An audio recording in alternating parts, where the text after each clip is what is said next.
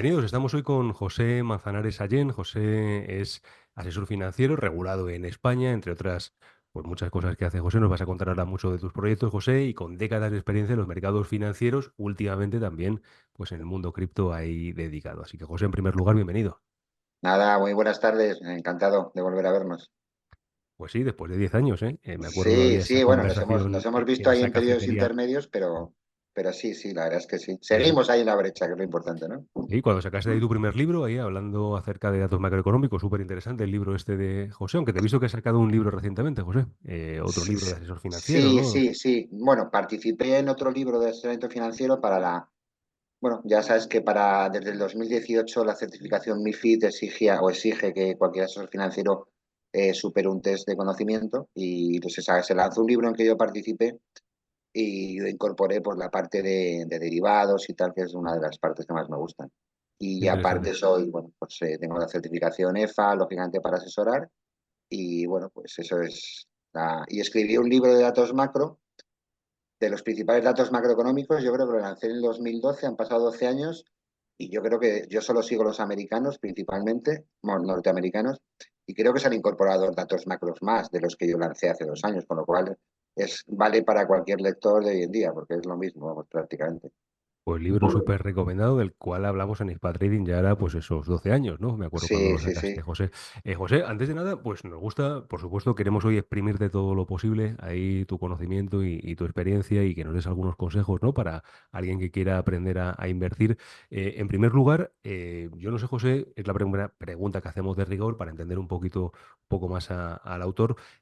¿Cómo te metes en esto de los mercados? ¿Y cuándo fue esto, José? Pues yo siempre he sido un loco de los mercados financieros de la bolsa, y cuando acabé la carrera hice un máster en bolsa. Te hablo que ya tengo bastantes años. Entonces hice un máster en el IEB, que es la escuela más conocida dentro del mundo financiero, Instituto de Estudios Bursátiles, y hice la segunda promoción de lo que hoy en día pues habrá 28, las 28 promoción de máster en bolsa, o sea, antes se llamaba máster bursátil, ¿no? Entonces ya me encantaba. Ya en España se eliminó en su momento las oposiciones para ser agente de cambio y bolsa, ¿vale? Y es cuando empezaron a existir las agencias de valores y sociedades de valores.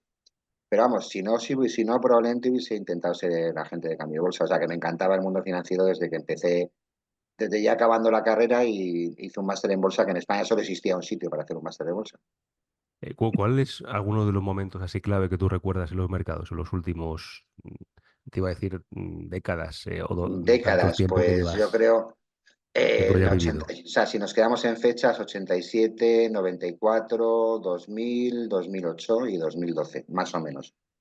Ya. Yo sí recuerdo muy, muy interesante la de 87. Me acuerdo menos, sé que se movieron mucho los mercados, pero me acuerdo sí una crisis de bonos que hubo en el 94.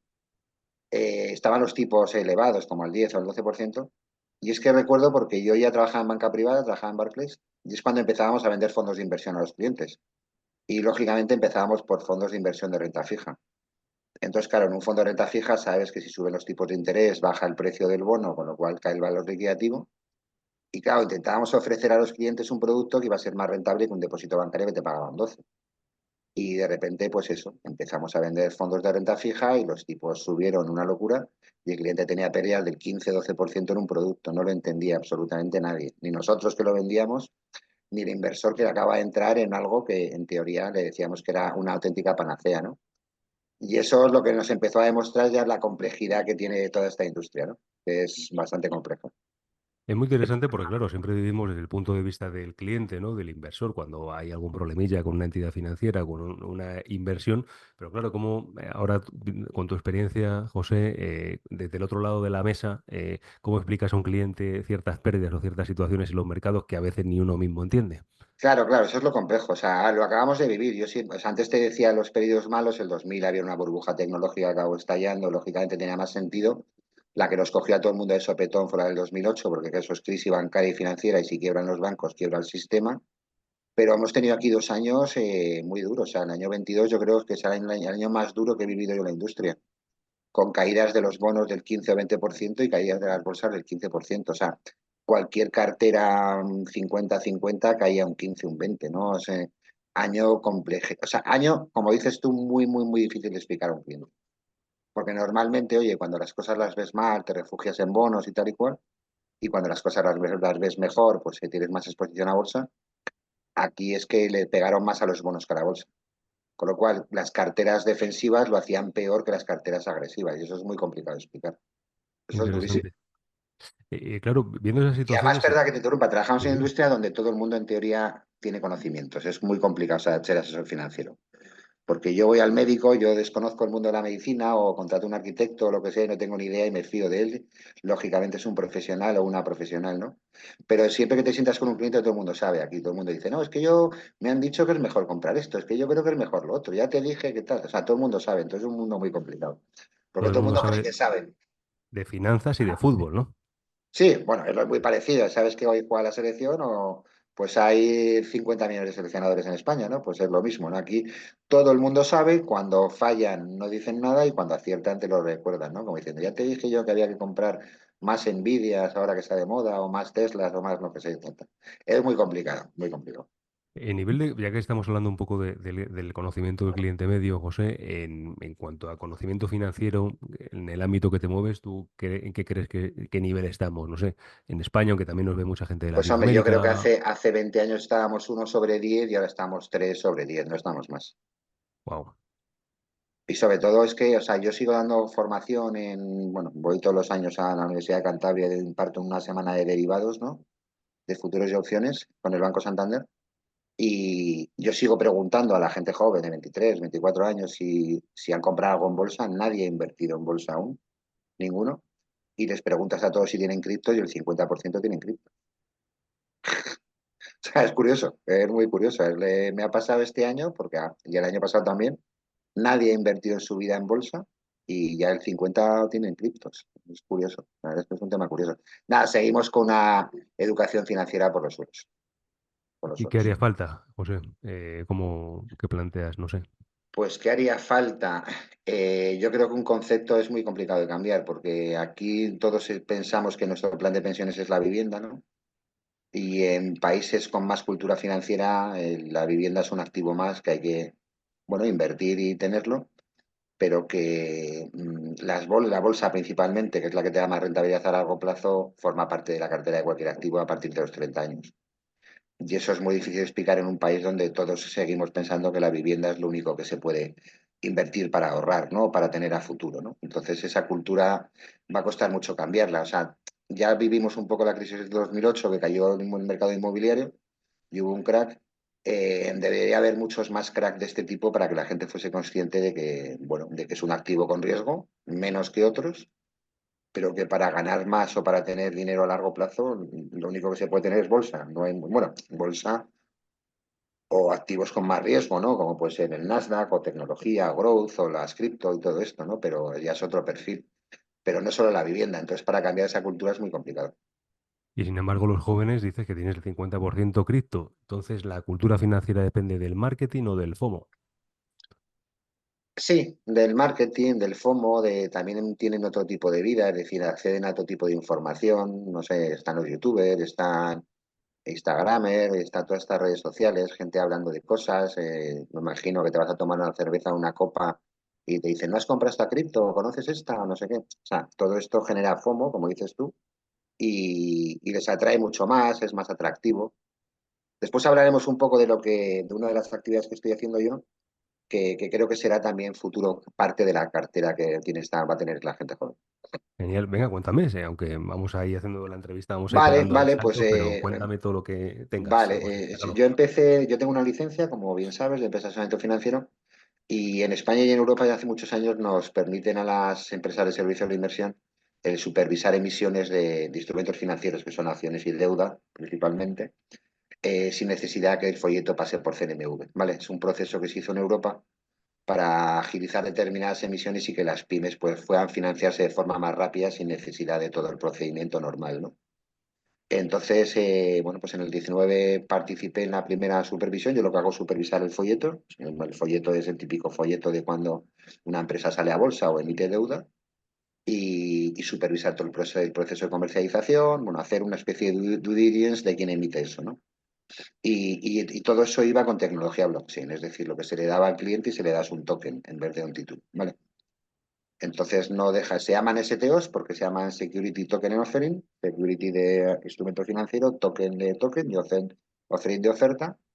Y la verdad es que yo pienso que llevo 5 años tokenizando y creo que se va a tokenizar absolutamente todo. ¿Vale? Entonces, como lo estoy viendo y veo los cambios que está viendo, pues creo que al final, cuando digo que se va a tokenizar todo, me refiero a que nos va a permitir a cualquier inversor participar en derechos económicos fraccionados de cualquier tipo de negocio. ¿Vale? Y creo que la tokenización lo que va a hacer es aproximar mucho más la economía real a los inversores. ¿Qué quiere decir esto? Que yo mañana puedo participar en una promoción inmobiliaria con 2.000 euros, 5.000. Mañana puedo invertir en un piso que se compra, se vende y se reforma. Mañana puedo participar en una franquicia con 5.000, 10.000 euros. O sea, yo lo que está permitiendo esto, ya no hablo de que vaya, ya está existiendo, es que al final no tenemos 200.000 euros para comprar un piso, pero sí 10.000 euros para invertir en una parte fraccionada de ese piso, ¿no? Y tampoco tenemos 200.000 euros para invertir en un McDonald's, un Panaria, me da igual, una franquicia que queramos, un Rodilla, pero sí podemos participar con 10.000 euros en los derechos económicos de un negocio. Interesante. Entonces, Eh, creo que al final todo esto, hablando de cosas sencillas, es decir, estamos tokenizando derechos de formación de futbolistas, se va a tener que tokenizar cantantes, grupos de música, es decir, vas a poder participar en cualquier negocio que haya detrás desde su origen, ¿vale? Desde una etapa muy temprana con esta tecnología. Entonces, mi opinión es que la cartera de esta gente joven, que ahora tienen criptos fiat, nosotros al mundo que no es cripto lo llamamos fiat, ¿vale? Al mundo tradicional, al de los euros, yenes y todo esto, pues tendrán todo cripto. Esto ya no es cripto, o sea, yo lo que, o sea, lo que me dedico yo realmente es instrumentos financieros con tecnología blockchain, ¿vale? Pero bueno, lo podríamos llamar cripto porque lo que te damos es lo que se da es un token al inversor, ¿no? Pero al final las carteras de la gente joven en su wallet pues tendrán eso, un trocito de un ático en Bali, una plaza de garaje en Berlín, unos derechos económicos de un tenista, cantante, deportista, lo que quieras, una franquicia, y eso es economía real, eso no es invertir en Nvidia o en Apple, que al final no tienes ni idea ni conoces un poco el negocio, pero vamos, la gente de que invierte normalmente no sabe ni lo que se dedican, ¿sabes? Alguien que quiere invertir en esto o quiera empezar a meterse un poco en esto, José, ¿cómo lo puede hacer y un poco cuál sería el proceso? Pues está empezando, a ver si me entiendes. O sea, yo llevo 5 años, pero realmente entró en vigor el año pasado, en marzo, una nueva ley de mercado de valores en España que ha metido una figura nueva en la emisión de este tipo de instrumentos financieros, que es como un fedatario, es como un notario que actúa en la blockchain, que solo pueden ser agencias de valores, sociedades o entidades de crédito, y se está retrasando un poco el proceso, pero yo creo que en breve, en 2 o 3 meses, tendremos esta figura ya incorporada y empezará la gente a ver mucho tipo de emisiones. Es complejo que la gente lo vea porque realmente es como si hiciésemos salidas a bolsas constantes de importes pequeños, ¿vale? Sí, yo hablo de emisiones de 1, 2, 3, 4 millones, ¿no? De empresas que salen a bolsa y que valen, ¿sabes? Y que colocan 50 o 100 millones o 500 o 1.000, ¿no? Lo vamos a ir viendo, se va a ir haciendo ruido, lo acabarás viendo en prensa económica, después en prensa tal, y acabarás saliendo en el telediario, típico, de que alguien está comprando el derecho económico o participa en el derecho económico de un rodilla, me lo invento, ¿no? Ujú. Interesante. Esto, lo que es la promoción, dado que a lo mejor no hay un intermediario como tal, ¿es a cargo del propio emisor El o propio emisor, la ley le permite en su página web lanzar y ofrecer a los inversores un instrumento financiero con esta tecnología. Es una fuente de financiación. El otro día he contactado con un grupo, por ejemplo, una cadena de dental, vamos, ¿sabes?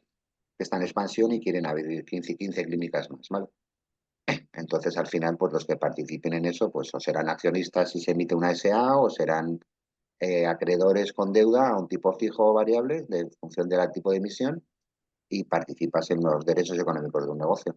O sea, es acercar la economía real y eso es algo que a la gente le gusta mucho más porque lo palpa. Realmente tú sales a la calle y ves si los sitios están llenos, te gusta la franquicia y aparte, la ventaja de esta tecnología es que aparte de todo el token financiero, que es el security, normalmente se incorpora otro token de utilidad que se llama utility y el utility es el que fideliza al cliente. Es decir, si yo mañana, me lo invento, si mañana Rodilla se financia y hace una emisión y participamos, pues a lo mejor tienes un token que aparte de ser, o sea, de ser financiador de rodilla y tener tus derechos económicos, a lo mejor tienes descuentos de un 10-15% por tener ese Mm. token, ¿vale? Entonces ya se junta la utilidad con o sea, ahí ya nos metemos en otro concepto, que es una cosa que siempre digo yo, la gente va a invertir en lo que le mola, que es otro tema distinto. Qué O bueno. sea, a la gente no le mola Apple. O sea, Apple puede ser la única empresa que mole porque el producto es una maravilla. Pero a la gente no le mola Nvidia. Si Nvidia lo que hace es un microchip que no sabemos ni cómo es, ¿no? Pero a la gente sí le puede molar invertir en algo que aparte de darle derechos económicos le da un uso y una utilidad. Entonces Qué cambia el interesante. concepto de inversión. Interesante. Ahí, en cuanto al proceso de ejecución de compraventa, no sé, para poder ver liquidez o Eso es cómo otro te tema que estamos garantizan. pendientes. Es decir, el año pasado, igual que se aprobó la ley de mercado de valores en España, se aprobó a nivel europeo. Se llama el Pilot Regime o régimen piloto en castellano, que son mercados secundarios oficiales para listar ya estos tokens, ¿vale? Se llama régimen piloto primero porque es un periodo de pruebas, pero lo que sí tenemos claro es que dentro de 3 4 años todo lo que cotizará con esta tecnología, ¿vale? O sea, inicialmente vamos a lanzar emisiones no muy conocidas de empresas pequeñas, pero dentro de 3 años Santander cotizará con la tecnología blockchain. Entonces, lo ideal es que ya, pues digamos en septiembre o en octubre ya, mercados secundarios oficiales, donde se listen estos instrumentos financieros con esta tecnología. Y lo que vas a tener, bueno, si se parece mucho a la bolsa, la principal diferencia es que al final vas a tener el token tú en tu wallet en vez de que te lo custodie una entidad financiera como te custodia los títulos, ¿vale? Y después que los tokens pues tienen atributos distintos que lo que tiene un título. O sea, un título solo te da el derecho económico y como te he dicho yo, aquí puedes dar muchas utilidades, usos y tal y cual. Entonces es Ujú. algo más atractivo que lo que es una acción tradicional que suele ser, no tiene nada, vamos, porque no Ujú. podían tener tampoco. Y el proceso de estandarización, entonces, de validación por parte de una EAFN, como Sí. eres tú, José, se da inicialmente. ¿Habrá luego algún requisito de presentación de cuentas o algún estilo de, no sé, de algún requisito legal que se les pida a ese tipo de entidades o ya No, es... no, porque yo lo que hago es supervisar la emisión, se piden las cuentas de la empresa, a no ser que sea nueva creación, ¿vale? Y bueno, se intenta dar garantías si es deuda y si es equity o acciones, pues vas a riesgo al mercado, ¿sabes? Ujú. Ok. ¿Ves un futuro dentro de 10 años en el que tomemos decisiones de inversión con estos tokens en base a un RSI o en base a un MACD?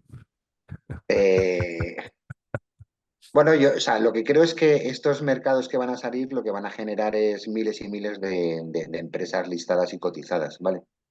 Que son miles de microproyectos, ¿no? Y esos microproyectos al final no va a haber mucha liquidez, eso ya lo sabemos, es lógico, ¿vale? Vale, al final va a haber tantas emisiones que yo creo que no va a haber liquidez, ¿vale? Es lógico que no haya liquidez se va a asemejar mucho al mercado de bonos, ¿no? Que al final los mercados de bonos no son muy líquidos porque Santander tiene una sola acción en bolsa, pero tiene cotizado listado 50 bonos, ¿no? Entonces no puede ser la misma liquidez. En el mundo cripto sí existen mecanismos de liquidez, ¿vale? Que se utilizan y ya han entrado en el sandbox, que es como la caja de pruebas de la Comisión Europea, ¿vale? Para introducir la tecnología que existe en el mundo cripto para dar liquidez a los mercados, que es bastante más eficiente que la que tenemos en los mercados tradicionales. Otra de las ventajas que tiene este mundo, que esto es todo tecnología, es decir, al final, eh, mm, si yo tengo un derecho económico que me genera una rentabilidad, o sea, tú imagínate que ahora mismo tienes acciones de Santander, vas al banco y dices, oye, que es que quiero pedir un préstamo sobre el 50% de mis acciones, ¿vale? Y el Santander te da un préstamo si tienes 10.000 euros por 5.000, ¿vale? Para cuando te da por más por el riesgo del precio, ¿no? Pues ya hay mecanismos en el mundo cripto muy ágiles que tú ese token te lo llevas a cualquier mundo descentralizado y pides financiación con tu propio token, ¿vale? O sea, es decir, vamos a tener un derecho económico de un piso que da un alquiler y ese derecho económico nos lo podemos llevar a otro mundo donde podemos pedir dinero con la garantía de esos derechos económicos. Es decir, todo lo que es complejo en el mundo de hoy en día de tienes que pedir dinero al banco de tu propio dinero, porque es tu propio dinero, aquí se hace de todas formas descentralizada. Entonces, todo Qué eso bueno. está relacionado, tardaremos 2 3 años en verlo, pero es una auténtica revolución. Qué bueno, José. Bueno, nos contarás un poco novedades seguramente cuando esto vaya avanzando. Dejamos, si quieres, el mundo token por una parte, vamos al mundo de Fiat. la gestión de carteras, vamos al mundo fiat. José, alguien que quiera comenzar a esto de invertir, de tomar sus decisiones, ¿algún consejo que tú le darías? A ver, a ver, a ver. Yo creo que primero te tiene que gustar, ¿vale? O sea, es decir, te tiene que gustar porque esto requiere formación, formación y formación. Y la formación es un rollo, ¿vale? O sea, hay que estar, hay que estudiar, ¿vale? Después, muchísima paciencia, es decir, lo normal es que te confundas el 90% de las veces al principio, lo normal. Después, al final, esto es como un estado de ánimo, es decir, normalmente en bolsa se gana cuando todo el mundo vende y se pierde cuando todo el mundo compra, eso es lo normal, pero nunca lo hacemos, ¿no? O sea, es decir, es complejo hacerlo. Pues yo le diría formación, training, es decir, que se forme y que a su vez haga pruebas con dinero falso, que no es lo mismo que hacer las pruebas con dinero de verdad. Ya sabemos que la mano no te suda cuando tienes que darle al botón, cuando el dinero o no es tuyo en el sentido que no te estás jugando. Y después yo creo que lo más importante, que es lo que deberíamos hacer todos y prácticamente no hacemos ninguno, es tener una metodología y que esté contrastada y que funcione. Y no te salgas de esa metodología. Si tienes esa metodología no deberías salir. O sea, es decir, si utilizas ratios en bolsa, si utilizas análisis técnico, es decir, yo PER por debajo de 12 compro siempre, me lo invento, ¿vale? Eh, RSI a 25 compro siempre. O sea, hoy estaba leyendo un gráfico de estos de los índices de miedo y de pánico y de los Fear and Greed Index y el Bitcoin había bajado a 26, ¿vale? Pues hombre, cuando se dan esos niveles de pánico puede que baje a 12 o a 5, no pasa nada. Pero como cualquier activo hay que ir acumulando a esos niveles. Entonces, pero después otro de los consejos, por supuesto, compras periódicas, el dinero hay que ir aportándolo poco a poco. Bueno, que esto no es un mundo del pelotazo. Eso es la primera conclusión que tiene que sacar la gente. Que empiecen invirtiendo en contado, ¿vale? Lógicamente, y que realmente después donde se gana dinero es en derivados. Pero claro, tienes que conocer el mundo de contado y después tienes, lógicamente, que tener un conocimiento del mundo de derivados que es mucho, mucho más complejo y mucho más técnico desde el punto de vista de conocimientos, claro. Entonces, eso exige estudiar, estudiar y estudiar. Pero realmente no se gana dinero en los mercados financieros con derivados. Tú como gestor ya y como asesor durante tantas décadas, José, no sé, alguna forma de invertir o alguna estrategia sencilla, aunque no hay nada sencillo, obviamente, que alguien dijera, pues mira, para empezar, pues mira, O sea, puedes ir yo por arrancando con ejemplo, esto. decidí hace mucho tiempo, o sea, a mí siempre me ha gustado la macroeconomía, ¿vale? Yo no soy experto macro, yo he lanzado un libro porque sí, sigo indicadores macroeconómicos y he visto los efectos que tienen estos en los propios activos financieros, ¿no? Y entonces dije, la macro es la que me determina en qué invierto, qué riesgo asumo y cómo lo tomo. Y el mejor producto que no hay gestiones son los ETFs, ¿vale? Es decir, yo no decido si el gestor está expuesto o no a determinados valores y yo compro índices. Entonces yo creo que la relación macro ETFs es perfecta, para mí al menos, porque la macro te está dando un posicionamiento riesgo, o sea, es decir, cuánta exposición a bolsa y cuánta renta fija por hacer dos activos. La macro te está diciendo en qué zona geográfica deberías invertir, ¿vale?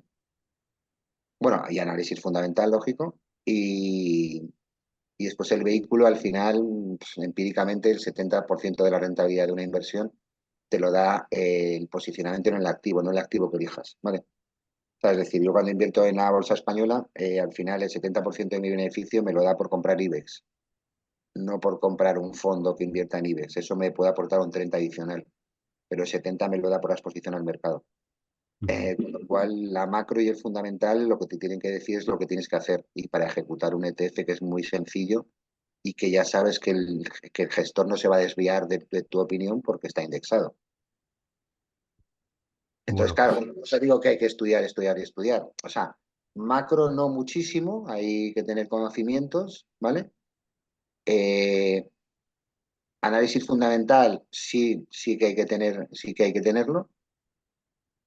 sobre todo si te dedicas más. O sea, el problema que está pasando hoy en día es que al final están subiendo tanto las bolsas que al final los valores grandes tienen tanto peso en los índices que prácticamente no está reduciendo el riesgo por tener exposición a índices, ¿vale? Pero bueno, ese es el mercado así. Entonces, o sea, invertir en el Nasdaq es 100% tecnología, pero invertir en el Standard Poor's es casi 40% tecnología. Con lo cual, si hay una corrección gorda, te va a coger a los dos con el paso así, ¿no? Pero sí, macro, fundamental y vehículo ETFs. Ujú. Ya que has sacado el tema de los ETFs, vemos que hay muchas críticas precisamente a los ETFs por lo que has comentado, ¿no? Por un poco el factor ponderación que tienen, que a veces no hay tanta diversificación como se cree, pero luego por otro lado, hay muchos que piensan que un ETF está compuesto por 50 y pico, 60, 80 compañías y está demostrado que a partir de 20 compañías dentro de un mismo sector no hay una gran diversificación extra frente a diversificar en 200, ¿no? Con lo cual Ya, se lastra más la rentabilidad y no se diversifica tanto. ¿Qué opinas tú de los, aunque has tocado algo de esto? O sea, ¿el ETF crees que es un buen vehículo para poder usar, para poder... para mí es el perfecto. Para Ujú, mí es el perfecto. Cosa que hoy en día, además, o sea, lo que pasa es que yo soy experto en ETFs y llevo impartiendo formación años. O sea, imparto todos los años en una escuela un curso de 9 horas de ETFs y además es el producto que me encanta, ¿no? Pero es que, claro, la, eh, la regulación está cambiando tanto y los emisores están lanzando tantos ETFs que hoy en día ya tienes ETFs en Estados Unidos que son de una sola acción. ujú, Bueno, apalancado dos veces, eso sí, pero de una sola acción. Es decir, está compitiendo en la industria de ETFs con el mercado de derivados, lógicamente. Pero ya tienes un ETF de los siete magníficos, de estas siete empresas tecnológicas, ¿no? Es decir, tú puedes decir, oye, quiero tener solo Nvidia. No, quiero tener las siete grandes. No, quiero tener el Standard Poor's 100, porque existe. Quiero tener el Standard Poor's 500. Quiero tener el Standard Poor's 500 Growth. Quiero tener el Standard Poor's 500 Value. Joder, que tienes una diversidad brutal, ¿no? Quiero tener el Standard Poor's 500, que a mí siempre me encanta el Equal Weight, donde pesan todo igual todos los valores, ¿vale? ujú, ujú, Que es el que te quita burbujas, pero lógicamente en fases de estas del ciclo no tira como los demás porque pesa igual el 500 que Nvidia, o sea, pesan todo lo mismo en el índice, ¿no?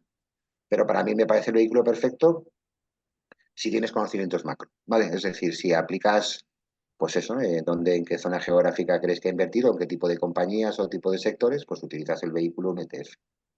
Pero a mí me parece perfecto, perfecto, perfecto. El qué mejor con bueno. diferencia.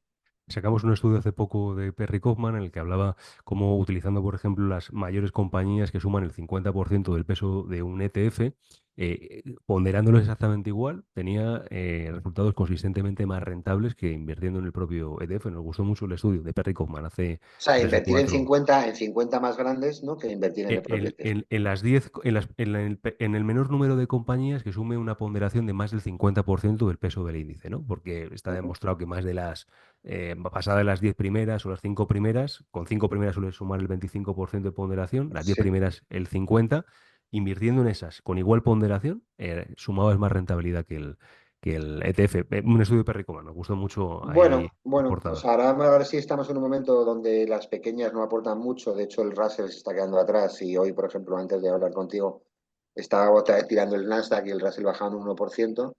Y al final el Russell en teoría se mueve más por ciclo de tipos de interés y parece que la Fed lo está retrasando y tal y cual. Bueno, sí, sí, porque al final, o sea, el mejor ejemplo es la bolsa española, ¿no? Al final la bolsa española con los pesos que tenemos de las compañías, que las 10 grandes pesan el 80% del IBEX, te da igual tener esas 10 que tener las 35 del IBEX. Vamos, te da exactamente igual. Otro producto que es muy interesante, que está saliendo en Estados Unidos mucho y que ya es tecnología pura mejorada respecto a ETF, no me acuerdo cómo se llama, pero son carteras que replican índices, ¿vale? Y tú le puedes decir al gestor cómo quieres tu índice. Es decir, yo quiero el Standard Poor's sin financieros, me lo invento, ¿vale? Quiero el Standard Poor's con más peso tecnológico, ¿vale? Y otra de las cosas que está muy de moda, que es muy eficiente fiscalmente, es que yo tengo el Standard Poor's, pero tengo yo la cesta, no compro el ETF, tengo yo las acciones, ¿vale? Y eso lo que implica es que estamos a finales de año en diciembre y subiendo en 25% como el año pasado en Standard Poor's, yo puedo vender todas las que han perdido y generar minusvalías. Vale. cosa que en la cesta global lo que tengo es una rentabilidad del 25, con lo cual no tengo minusvalías, tengo plusvalías, ¿no? Entonces esas carteras indexadas, que no sé muy bien cómo se llaman, se están poniendo muy de moda en Estados Unidos y no es más que hacerte tú la cartera que quieras del propio índice o incluso el propio índice, pero teniendo tú los títulos. Tú no tienes el ETF que compra la cesta, no tienes una acción que a su vez representa a 500 empresas, no. Tú tienes las 500 empresas con sus pesos. Y ya a final de año decides vender las que han bajado y generar minusvalías. Qué bueno, qué bueno. Es tecnología pura. Hablando un poco de indexación, claro, hay también no mucho debate, pero sí es verdad que muchos inversores al comenzar ven el listado de fondos que replican a un determinado índice, ven que el 90% están por debajo de lo que es el índice de referencia. eh, Pregunta, ¿merece la pena invertir en un gestor activo o siempre Bueno, gestión esa es la pasiva? famosa guerra mundial, o sea, batalla. Gestores hay buenos, los gestores siempre, bueno, en gran mayoría va a tener a los índices, lo que pasa es que a plazos largos los gestores nunca va a tener a los índices. Vale. Entonces ahí ser un stock picker, o sea, un selector de fondos, ¿no? Eh, es el mérito. O sea, si tú eres un buen gestor, Alejandro, yo sé que tú la vas a hacer 2 o 3 años mejor que el Standard Poor's, pero vas a acabar fallando, ¿vale? Entonces, a lo mejor estoy contigo 2 o 3 años, después me voy a otro. A cuatro, a qué otro me voy y por qué he elegido a Alejandro, ese es el riesgo que tiene el que selecciona fondos. A largo plazo jamás va a tener los índices, jamás, jamás. Bueno, pues eso es lo que dicen los estudios empíricos, ¿no? O sea, yo no me voy a meter en la industria de fondos porque está gente buenísima, los mejores gestores, bueno, los mejores gestores en teoría se fueron al mundo hedge fund, ¿no? Pero vamos, gestores buenísimos y, y que baten a los índices, ¿no? No consistentemente, pero lo baten. Pero yo creo que es mucho más eficiente la industria de ETFs por costes. O sea, el problema del ETF para mí es el coste de brokeraje y ya están casi regalándolo, ¿vale? Pero si te regalan el brokeraje, al final estás pagando un 0,15%, 0,10, 0, bueno, por auténticas virguerías de ETF. Ujú. También se podría explicar a lo mejor por el riesgo, ¿no? Un gestor intenta medir el riesgo un poco más, no asumir tanto riesgo como un índice expuesto Sí, pero el 100%, problema ¿no? de cuando, pero por regulación, un fondo de renta variable tiene que tener mínimos en invertido en bolsa un 70 y Ujú. máximo un 100%. O sea, el gestor no puede bajar el 70 porque por folleto no te permiten los reguladores. Entonces, lo único que puede hacer el gestor es que tener aquellos valores con beta más baja, es decir, con menos riesgo del mercado, ¿vale? Por si el mercado corrige, caer menos que el mercado. Pero un fondo de bolsa, yo si invierto en bolsa, lo que quiero es que el gestor esté invertido al 100%. Para eso invierto en bolsa. Mm. Otra cosa es que si vienen mal dadas, pues oye, me vendes Santanderes y compras en Agas. Ah, para eso te pagamos, para que elijas aquellos valores con menos betas y el mercado crees que va a caer. Pero no me reduzca la exposición a bolsa porque yo en mi propio análisis de riesgo he metido que esa parte de mi dinero va a riesgo. ¿Vale? Entonces, por eso no me gusta tanto la industria de fondos. Quizá yo también tengo conocimientos y la gente no tiene tanto, si no es por presunción, pero yo prefiero seleccionar el riesgo. Entonces, si yo mañana tengo 10.000 euros y quiero tener un 10% en bolsa, me compro el ETF del Standard Poor's y tengo un 10%. Y sé que voy a tener siempre un 10%, porque como está indexado, no dependo si el gestor ha comprado o ha dejado de comprar. ¿Vale? Ujú. Entonces, para determinar mi exposición, en renta fija es mucho más cómodo que en bolsa, que invertir en bonos, lógicamente invertir en ETF, defines tu nivel de riesgo, tu duración, tu calidad crediticia. O sea, es que decides tú la inversión. O sea, es mucho, eres libre haciendo un ETF. En un fondo de inversión tú te lees el folleto y te dice en renta fija, el gestor puede tener una cartera entre 3 y 10 años. Eso es lo que te pone en un folleto. Pues no, es que yo quiero bonos a 3 años, pues me compro el ETF de bonos a 3 años y siempre tiene bonos a 3 años. No, es Ujú. que tiene a 10 años, pues me compro el ETF que tiene bonos a 10 años. Soy yo el que decido los plazos, la duración, el riesgo y el crédito. Entonces, en el Ujú. mundo del fondo, sobre todo de renta fija, mucho más que de renta variable, dependemos de la decisión del gestor. Claro. Entonces, a mí eso es lo que no me convence, a mí personalmente. Yo, que cada uno haga lo que considere. Con tanta experiencia que tienes en este sector, José, ¿qué cosas, no sé cómo preguntártelo, de qué cosas se asustaría la gente que no ¿De qué sabe del cosas? sector? ¿De qué cosas se asustaría la gente si se enterara Sí. de cosas que suceden dentro del sector de la gestión de fondos y demás, ¿no? Tú que hayas podido ver algo. No, yo creo que no. Yo creo que el fondo es el mejor vehículo del mundo por la regulación que tiene. O sea, Es decir, al final gestionan, de hecho, cuando quiebra una entidad financiera, lo que nunca quiebra es la gestora. Cuando quiebra Lehman Brothers, lo primero que se vende así al día siguiente es la gestora de Lehman, ¿no? O sea, eso no puede quebrar porque al final el dinero es de los inversores y el fondo lo único que hace es gestionar un patrimonio de un tercero. Encima el dinero no lo lleva al fondo, lo lleva un custodio que es distinto del fondo, con lo cual tampoco puede tocar el dinero. O sea, yo creo que por regulación no. Por murallas chinas, pues sí, hombre, yo creo que hace muchos años sí, es decir, atribuían a cada fondo lo que querían la rentabilidad para hacer ajustes y tal y cual, pero hace muchísimos años. Yo creo que hoy en día ya no. No, no, o sea, yo creo que el éxito del fondo es que las comisiones son ocultas, ¿vale? Que es la gran crítica al mundo fondo. Ujú. Después, una gran crítica al mundo fondo es que yo me meto en un ETF ahora mismo y veo en tiempo real la cartera que tiene lo que estoy comprando. Y ya hay muchos ETF de gestión activa, otro de los temas, ¿vale? Ha salido una industria que este año que yo sigo esta industria, de los 500 que se han creado, 400 son de gestión activa, ¿vale? Es decir, y en tiempo real tienes la cartera y industria de fondos, me vas a dar un informe trimestral, semestral, no, un informe con 9 meses de retraso o con 6 meses de retraso de la cartera que tiene el fondo, ¿vale? Entonces hay comisiones ocultas, hay una información muy retrasada, bueno, a mí es lo que no me gusta de esa industria. Pero por lo demás es súper transparente, no hay, o sea, no hay más, está hiperregulado y el éxito para mí es la hiperregulación. Después en España encima tenemos el traspaso de fondos, que eso es una ventaja brutal que no existe en ningún país del mundo. Qué bueno. Hablando un poco, estabas hablando de un poco la gestión de fondos, hablabas un poco de cómo un inversor podía comenzar, lo mejor era que comenzara con inversiones en contado, pero que el dinero estaba en los derivados. ¿Cómo hacer la transición? ¿Hacia qué producto derivado? Y no sé cómo hacerlo. Alguien que nos esté escuchando. A ver, el derivado, hay dos tipos de derivados, ¿vale? Para que lo tengamos todos claro. El de cobertura y el de especulación, ¿vale? Entonces, yo me iniciaría con el de cobertura. ¿Qué quiere decir? Pues oye, si tengo una cartera que entra en el IBEX a 8.000 y está el IBEX ahora mismo a 11.000 puntos, pues me voy de vacaciones, daré un curso, lógicamente, de cómo se invierte en futuros del IBEX o el futuro que sea, y me vendo unos poquitos futuros del IBEX para cubrir una parte de la cartera, ¿vale? Con lo cual, lo que estoy haciendo ahí es que si antes tenía una exposición en bolsa de 100.000 euros, ahora vendiendo futuros la tengo de 70.000. Eso es el concepto, ¿vale? Es decir, he reducido mi riesgo en bolsa a un 30. ¿Por qué? Porque el futuro lo que va a hacer es que si el mercado cae, gano, y si el mercado sube, pierdo, con lo cual al final me queda un neto de 70, ¿vale?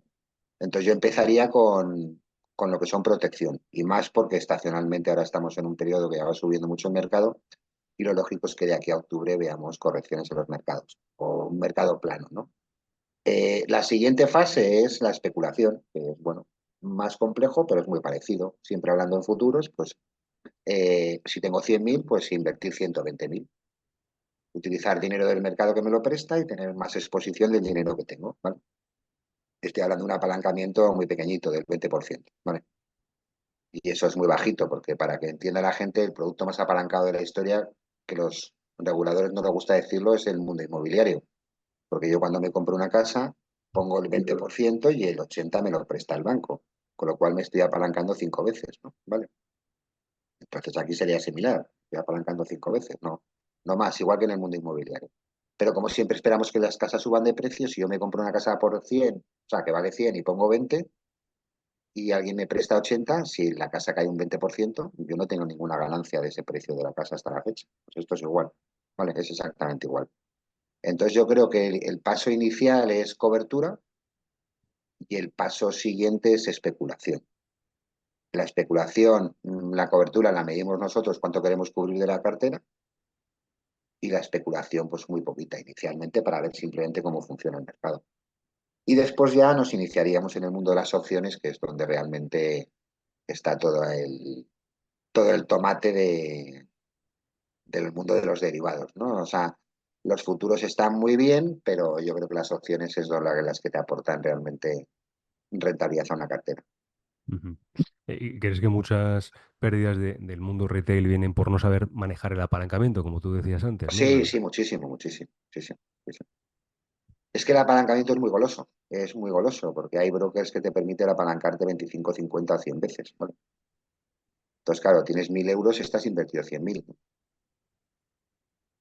Entonces, de tu movimiento del 1% el mercado te echa. Pero si tienes suerte y el mercado sube un 1%, ganas 1.000 poniendo 1.000, ¿no? Entonces es el 100%.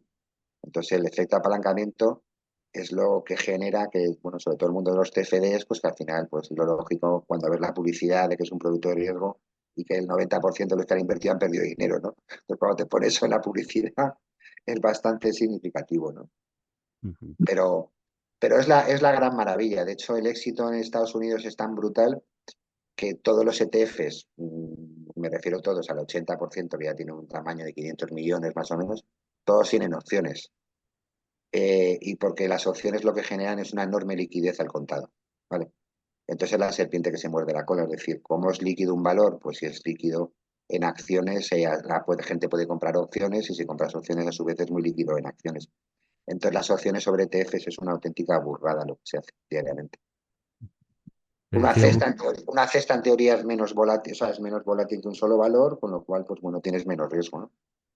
si se puede entender hoy el mercado de contado sin entender el mercado de opciones, se está viendo y se habla mucho de la correlación que tiene cada vez más y la influencia el mercado de opciones y el mercado de contado. ¿O crees que sigue siendo separado? No, no, no, la correlación es 100%, la correlación es 100%. Es decir, el mercado de derivados es el que mueve el de contado en volumen. Es 1.000 veces más grande y, y permite 1.000 estrategias más que la que nos permite solo el contado. Entonces, claro, ¿Podrías poner un ejemplo, José, de la influencia que tiene el mercado de opciones en el mercado de contado? Un ejemplo, una situación hipotética. eh, bueno, o sea, escucha, al final el subyacente es el mismo. Es decir, tú tienes un índice o una acción, ¿no? No, acciones no hablo de ETF, o sea, tú tienes un índice que la gente invierte en el índice, eh, pero, o sea, más que un ejemplo, yo creo que la gente, o sea, no me quiero meter en explicar las opciones, ¿no? Pero como las opciones nos permiten cuatro figuras, ¿no? Que estar alcista, bajista, estar medio alcista, estar medio bajista, es decir, las cuatro posibilidades que nos permiten la compra de call, compra de put, venta de call, venta de put, eso no te lo permite el contado. Entonces, lo que sí vemos es que todo el volumen que entra en el mundo de opciones, ¿vale? Al final esas opciones lo que te dan son títulos de los propios ETFs, que esos títulos ETFs, si los vendes, estás vendiendo las acciones, o si los compras, estás comprando las acciones. Entonces, la liquidez que te da el mundo de las opciones para poder al final comprar el subyacente, que es el ETF, es lo que genera el elevado volumen en bolsa. Interesante. José, si quieres, volviendo un poco atrás en respecto a la creación de una cartera, no sé cómo, si alguien nos está escuchando, imagínate que ahora te dice, mira, tengo este capital, quiero construir una cartera. ¿Qué consejos así generales le podemos dar para construirse una cartera? A no ser algún consejo específico para que pueda empezar a invertir. Mira, otra cosa que me gustaría así aprovechar para contarte, que te lo estaba diciendo al principio, estoy Adelante. metido ahora en un proyecto que es un chat GPT para el mundo financiero, ¿vale? Este chat GPT lo que nos permite es crear carteras, ¿no? Por ejemplo, o sea, es decir, tú pones carteras y te asigna pesos según la teoría de Malkovich, ¿no? De gestión de carteras según las fechas que pongas, ¿no? Y los parámetros que pongas. Yo que hago muchas carteras de ETFs, lo primero que hay que definir, como siempre que hablas con un inversor, es el riesgo que quiere asumir en la cartera, ¿no? Y el riesgo que quiere asumir te lo va a determinar lo que llamamos la distribución de activos o en inglés el asset allocation, ¿vale? Entonces, el asset allocation es lo que tiene que tener claro un inversor. Un inversor tiene que tener claro que 60 en bolsa y 40 en renta fija. Si la bolsa cae un 10, pierde un 6%. 60 en bolsa, el 10 sí, pierde un 6%. Y si la renta fija se comporta plana o me suma un 1, en total pierdo un 5, ¿vale? Es decir, caídas de bolsa con un 60-40 me producen caídas en mi cartera temporales de un 5%. O sea, lo que tiene que asumir el cliente son los escenarios que puede pasar, ¿vale? En función de su distribución de activos. Y una vez que tengas claro que tu perfil es un 70 bolsa, 30 renta fija, que es así, y que lo quieres mantener así porque es un dinero que no lo necesitas en X tiempo, es cuando ya te vas a una SPY Finance, que es, por ejemplo, es el CHAP este GPT, haces una simulación, haces una cartera eh, y ya empezamos a meter activos, ¿vale? Entonces, en el mundo ETF es muy sencillito porque no hay que tener 40 productos. O sea, es decir, al final que tenemos que tener Standard Poor's por encima de todo, que es el índice de referencia por excelencia. Ahora que está empezando a tirar Japón, ya lleva un año muy bueno y yo creo que va a empezar a recuperar un poco la economía japonesa. pues tener un ETF que en Estados Unidos son muy famosos, también en Europa. Son los ETFs que invierten en países desarrollados y emergentes, digo para separar los conceptos, ¿vale? Pues en Estados Unidos, como son así los yanquis, ellos sacan ETFs que invierten en desarrollados menos Estados Unidos, ¿vale? Vale, entonces aquí tienes Canadá, Australia, Japón y Europa, por ejemplo, ¿no? Pues otra ponderación a lo que es desarrollado, ¿vale? Y después otra ponderación a lo que es emergente, ¿vale? Entonces ya tienes cubierto el mundo. A mí el ETF que me encanta, le llevo siguiendo mucho y es, o sea, a mí el ETF me da dos cosas, me da producto y me da muchísima información, muchísima. Es decir, yo miro en el móvil, en mi cartera, o sea, yo lo tengo todo en Investing, que es una aplicación, sabes, que te puedes bajar la cartera, y en tiempo real sé lo que está pasando en todos los activos del mundo dedicando 5 minutos, ¿vale? Entonces hay un ETF que tiene iShares que se llama IOO, de Italia, Oviedo, Oviedo, así, ¿vale? Que invierte en las 100 compañías más grandes del mundo, ¿vale? Y es curioso porque este ETF lo está haciendo mejor que todos los índices del mundo de forma constante. Y a mí me explica mi opinión, no sé si será correcta o no, es que estas empresas se están forrando después del COVID, ganan mucha más pasta de lo que ganaban antes. Es decir, las grandes son más grandes que lo que era con anterioridad al 2020 y tienen más capacidad de fijar precios, por eso tienen más márgenes que lo que tenían con anterioridad al 2020. Eso es lo que ha generado la pandemia, ¿vale? Entonces, yo lo miro constantemente y ves los componentes lógicos de las empresas más grandes, pues Inditex en España o Santander o la que quieras, Toyota en tal, en Australia, en Estados Unidos, en Japón, y tienes las que conocemos todos, es decir, te ves las 100 y cualquier persona del mundo conoce 90 compañías de esas, ¿no? Y se están echando a ganar pasta. Pues yo el IOO a todos los clientes.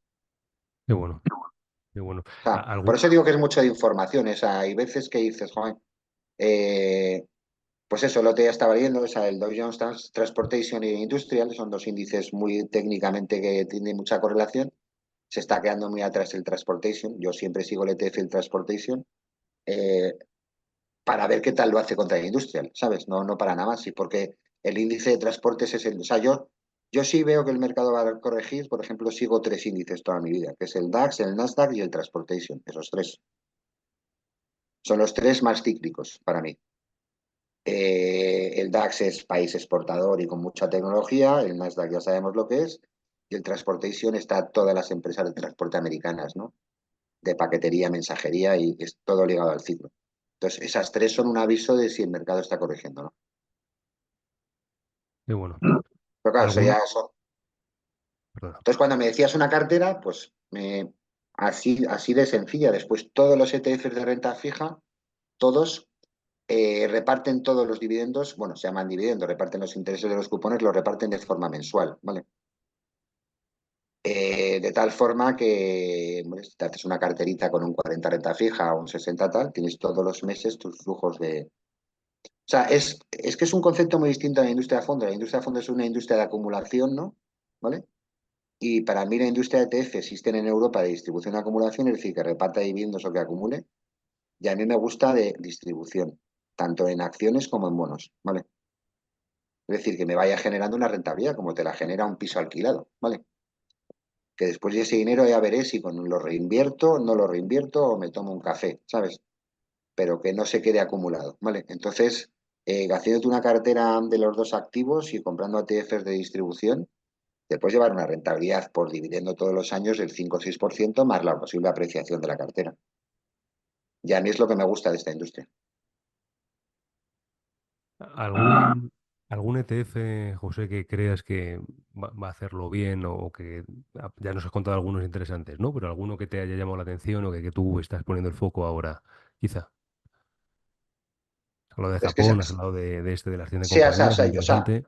conceptualmente, si lo vemos a medio plazo, es que te lo digo justo porque estacionalmente, desde el 15 de julio al 30 de septiembre, los mercados, y más con la subida que llevamos de octubre, no tiene ningún sentido para mí entrar. Vamos, al que tenga carteras que reduzca un poco el peso, tampoco es que esto se desplome, ¿no? Pero no tiene sentido. Y con una visión más a largo plazo, es decir, nos ponemos de octubre ya, elecciones americanas, la bolsa siempre sube, tal, tal, tal. O sea, algo que tenga sentido. Yo creo que Japón, con la divisa cubierta, siempre, el yen ha caído un 70%, o sea, para que nos hagamos una idea. Yo el otro día estaba dando un curso y estaba explicando lo que es invertir en un ETF de Japón sin la divisa cubierta y con la divisa cubierta, y sin la divisa cubierta has ganado cero prácticamente, y con la divisa cubierta te has llevado un 70, ¿vale? O sea, invertir en Japón siempre con la divisa cubierta yo creo que tiene sentido. Eh, por supuesto, el Standard Poor's, ¿vale?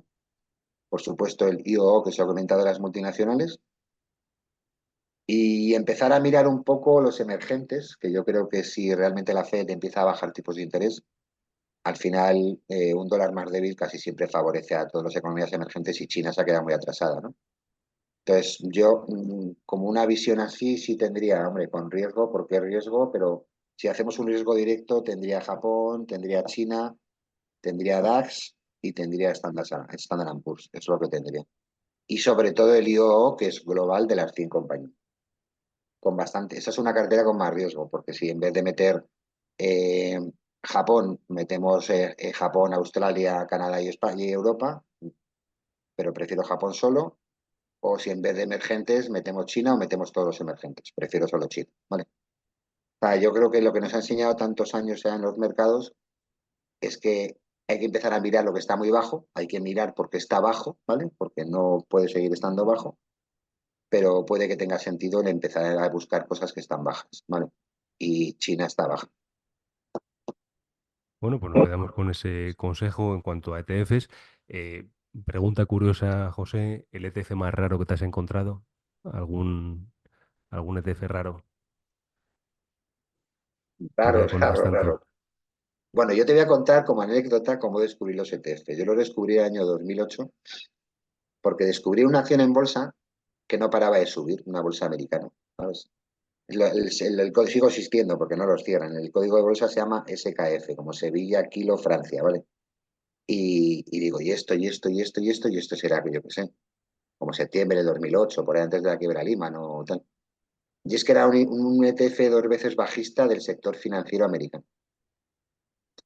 Dije, coño, ¿y esto qué es? ¿Esto qué es? ¿Esto qué es? ¿Esto qué es? Que volaba, claro, caía todos los bancos 40, 50, 80, 90%, algunos quebraban, y este no para de subir. Entonces eso me llamó mucho la atención, porque claro, hoy en día ya es bastante más común, ¿no? Pero algo que veías que subía tanto y cuando empiezas a leer, ¿y esto qué es? Es cuando, el año 2008, cuando descubrí lo que es la palabra ETF. Ahora en Estados Unidos hay muchos ETFs, muchos que se llaman buffer ETFs, ¿vale? Que son, a ver cómo lo explico, son productos estructurados, no sé si sabemos lo que es un producto estructurado, Puedes explicarlo si quieres para quien nos esté escuchando. pues es un producto típico que se ha vendido en España toda la vida, que te garantizo el capital y te doy lo que suba el 30% del IBEX o lo que sea, ¿vale? Pues en Estados Unidos existen muchos, se llaman buffer ETFs, hay un emisor y está constantemente lanzando y tienes un periodo para invertir en él, bueno, de duración de la cartera, que lo que haces es capearte la subida del mercado, es decir, te doy como mucho un 12% de lo que suba el Standard Poor's y a cambio pierdes un 3, me lo invento, ¿vale? Entonces tú te metes en un producto con esa estructura por dentro. Entonces eso es una auténtica virguería el poder acceder a ese tipo de producto, ¿no? Donde tengas un riesgo a la baja y por arriba tienes una subida no tan alta, pero la tienes muy interesante. De esos ya están sacando varios, les están colocando muy bien. Y a mí, una de las cosas que tiene Investing es que cada vez que hay un valor que entra en máximo histórico, me lo comunica en el móvil, ¿no? Entonces, a las 3:30 de la tarde hoy, otra vez, como estamos otra vez en máximos históricos de 18.000 ETFs, y entre ellos me ha llegado uno de Power Shares, Dynamic, no sé qué, máximo histórico. A mí eso sí me llama mucho la atención, porque es una forma de entrar en bolsa con suelo por abajo, también es verdad con techo por arriba, pero es proporcional, o sea, es decir, puedo perder un 5 pero ganar un 15, ¿no? Y eso se está vendiendo mucho. A mí sí me gusta mucho eso. Qué Para un perfil interesante. Pues José, ya entrando en la parte ya final de la entrevista, llevamos una hora hablando, bueno, más que entrevista, conversación, aunque aquí lo has dado tú todo, yo poco he aportado, solamente preguntas. Em, Nos comentabas que tenías un proyecto ahí en mente con el tema de un GPT sí. financiero. Cuéntanos más de esto, qué podemos encontrar ahí, cuándo lo tienes ya, cuándo lo vas a Sí, lanzar, mira, te cómo, cuento, cómo te lo podemos cuento, encontrar. te cuento. La página web se llama Space Espace Finance AI. Lo pondremos ahí en la descripción, ¿eh? Espace Finance AI, Vale, y Ujú. contactaron conmigo dos alumnos del máster este que doy todos los años, del Banco Santander en Cantabria, alumnos de hace 3 o 4 años, contactaron conmigo como en noviembre o por ahí, y me dijeron que están desarrollando un chat GPT y que si creo que me parecía, no sé, no sé cuántos, y me empecé a meter con ellos y hemos ido incorporándole mejoras o cosas y tal y cual. Y al final un poco la idea es, o sea, de lo que yo he aprendido de este mundo, ¿eh? O sea, un chat GPT lo que te permite es acceder a información que existe en Internet, ¿vale? Que tardarías horas en buscarla y que en 2 segundos te la encuentras. Eso es el resumen, ¿vale? Entonces, esto aplicado a lo que tenemos aquí en Space Finance ahí, pues nos permite el comparar activos, el obtener rentabilidades, el ver qué rentabilidad lleva desde un periodo. Nos permite meter estacionalidad, es decir, yo puedo decir cómo lo hace el ETF del oro todos los años en el mes de septiembre. Nos permite cómo lo hace la bolsa americana en año electoral, cómo lo hace la bolsa tal. Todos datos que existen ahí, tarda 2 segundos en sacarlo. Hemos incorporado ahora mismo el PER de las compañías, hemos comparado los ratings de los analistas, acabamos de incorporar todos los flujos de caja, el balance, lo que queramos. Nos permite comparar lo que queramos de cualquier instrumento financiero, nos permite hacer portfolios, como yo te decía antes, ¿vale? Es una herramienta que es un mini Bloomberg, por decirlo de alguna forma, no es un Bloomberg, es una cosita, pero que permite al usuario hacer información en 2 segundos, que tarda 2 segundos. Mira, si me dejas un segundo, o sea, tú puedes poner aquí, me da igual, ¿eh? Ponemos. Si quieres compartir, José, lo puedes hacer, ¿eh? Sí, es que no, a ver, dejamos un segundito, a ver si. Sí, A ver, ¿dónde está compartir pantalla? abajo. Ah, aquí. Sí, Vale, compartir. Pues mira, ¿lo estás viendo tú? sí. Vale, pues aquí tienes optimización de la cartera, te dice la volatilidad, la correlación de activos, precios históricos, lo que ha cambiado un tanto por ciento un valor, el balance de la compañía, bueno, la cuenta de resultados, los flujos de caja, beneficios, sentimiento de analistas. Hemos metido el halving del Bitcoin, el OSPER, capitalización, el análisis de inversores y tal y cual. Vale. Pues si te vas aquí, por cada uno que pinches a la izquierda, te sale en el medio lo que le estás preguntando o sea, la información que te puede dar el chat GPT, ¿no? Que te diga cómo ha hecho el Bitcoin, el halving desde en forma semanal, ¿no? Pero si tenéis aquí, por ejemplo, no, es para que veáis cómo funciona, es que es una maravilla. Eh, Tú pinchas aquí y te dice lo que tienes que poner abajo, ¿vale? Ujú. Entonces copias esto y dices, optimízame esta cartera y abajo aquí la pegas y ya te ha salido. No sé si me ha salido tan rápido. A ver, pegar. Vale, es que justo como está aquí la pestañita esta del chat, aquí. Ajá. Optimiza la cartera de Santander. Vamos a quitar, vamos a poner el Está como Spider. duplicada. ¿Eh? Está como duplicada la frase. No. Ah. O sea, lo que te permite cuando pinchas aquí a la izquierda, mira, pinchas aquí optimización de portfolio. Ujú. Coges el texto de aquí, lo copias y lo pegas aquí abajo. Y lo pegas en la casita donde metes la información. O sea, está hecho de tal forma que aparte que lo puedes hacer con voz en 25 idiomas, Wow. puedes copiar la propia pregunta, ¿vale? Entonces aquí pegamos y le digo, quiero que me digas que me optimices una cartera. Vamos a poner con el ETF del Standard Poor's, con el Nasdaq, con el Bitcoin, por ejemplo, con el ETF del oro y la plata, ¿vale? Desde 2020 al 24.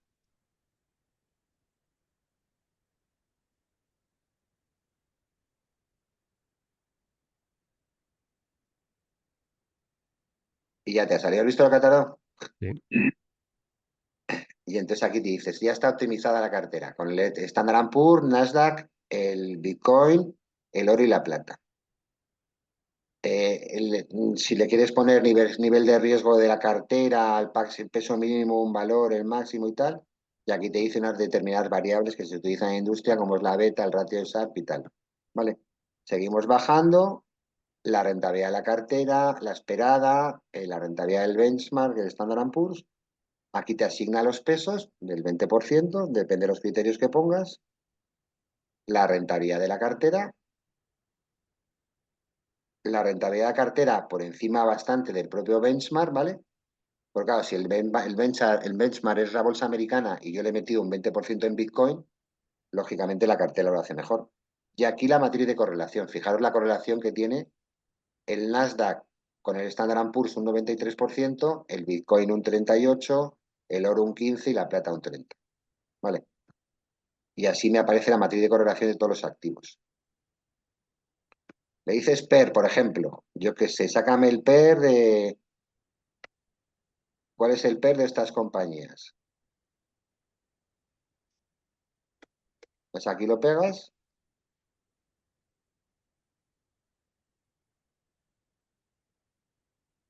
fíjate lo que tal, ahí tienes el PER. Lo estás viendo, ¿no? Sí, sí, sí, desde luego que es una... El PER, la rentabilidad por dividendo, no sé qué, no sé cuántos. Eh, Dame la rentabilidad de los valores que quieras en el último trimestre.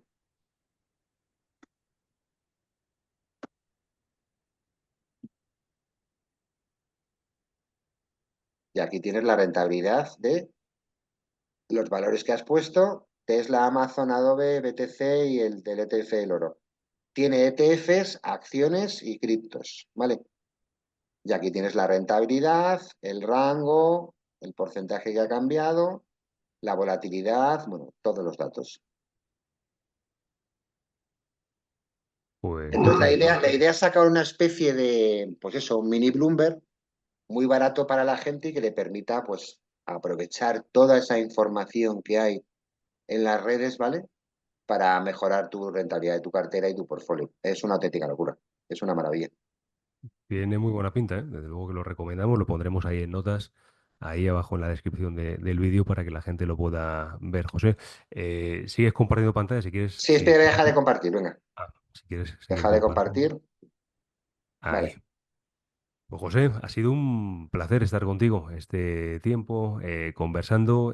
Aparte de esto, si hay alguien que te quiere contactar, que ha visto esa entrevista, le ha interesado los servicios que estás dando, ¿cómo te puede encontrar? ¿Dónde te puede Nada, encontrar, pues José? si quieres te dejo mi correo electrónico, que es, mi nombre es José Manzanares, ya lo sabes, el correo es jmanza@gmail.com, ¿vale? Jmanza. Ujú, ujú. Y que, bueno, pues, de lo que quieran hablar, si quieren hablar de bolsa, de ETFs, de bonos, de ChatGPT, de criptos, de tokens, de lo que quieran, ¿no?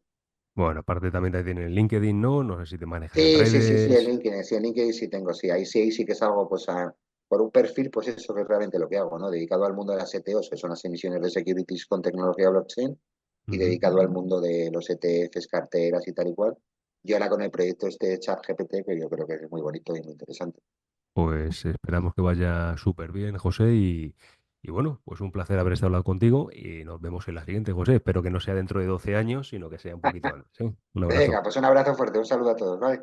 Ahora. Ahora.